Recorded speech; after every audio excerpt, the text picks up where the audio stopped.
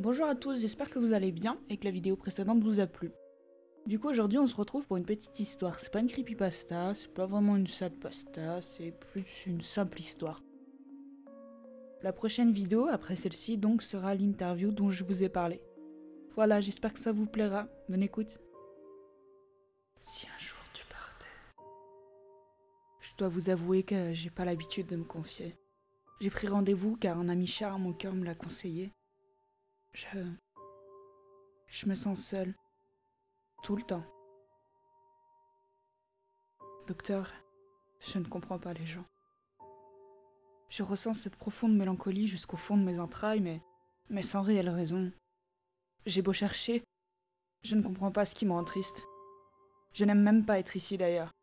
Votre présence m'oppresse, et j'ai l'impression de me plaindre quand d'autres ont de réels problèmes.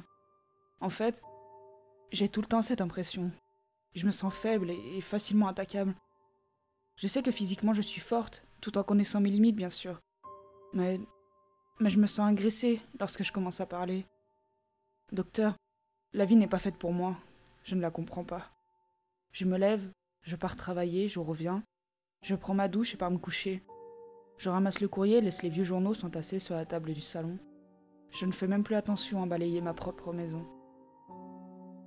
Je donne déjà assez au boulot. Quand je rentre, je suis épuisée et ne veux que me poser sur le canapé. Docteur, aidez-moi.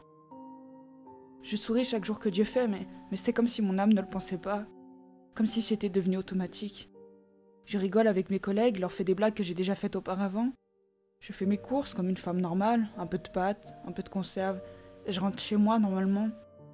Je vais sur les réseaux pour tenter de comprendre ce que les autres font, mais je ne tombe que sur des abrutis qui se croient au-dessus de la science, ou bien au-dessus des lois. Parfois, je me sens ailleurs, comme dans un autre monde. Les gens me disent que je suis forte, mais je fais que vivre. Les personnes qui m'accostent, je ne les reconnais même pas. Je leur souris par politesse, mais mon cœur ne battant plus, ne veut pas me dire qui c'est. Comme s'ils étaient effacés de ma mémoire. Certains le savent et m'en veulent, d'autres font semblant avec moi. Parfois je crois que j'avance, mais pas par décision, plutôt de manière automatique. Comme si mes jambes savaient où me guider. Comme si elles savaient qu'en fin de semaine, il fallait me nourrir. Qu'à 8 heures, il fallait m'emmener au travail, mais parfois, dans ces moments où je ne décide pas de ce qu'elles font, elles m'emmènent dans un étrange endroit, souvent le soir. Un parc, un grand parc très beau, où les gens promènent leurs chiens, font du sport ou se reposent. Et dans ces moments-là, ces moments que moi je ne comprends pas, je m'assieds face à la ville, et je regarde les étoiles le soir, mais sans savoir ce que je regarde. C'est comme si mon cerveau cherchait quelque chose du regard là-haut, comme un appel dans l'autre monde, mais qui bien sûr resterait sans réponse. Après plusieurs heures à contempler le ciel étoilé, je repars, et marche comme si la nuit m'apaisait, que le son du vent frappant mes oreilles gelées me rappelait de ne jamais oublier. J'ai comme l'âme bercée de tendresse quand je repars de cet endroit, comme si j'avais parlé pendant des heures, mais la bouche fermée.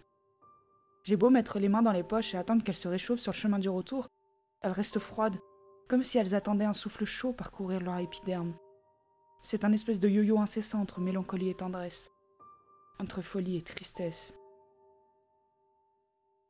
Quand je rentre chez moi, quand je me fais à manger, il me manque quelque chose lorsque je passe à table.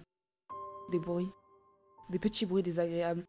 Je ne sais pas si vous me comprenez, docteur, mais je vous jure que ces sons me manquent et me poignardent la poitrine depuis qu'ils ne se font plus entendre.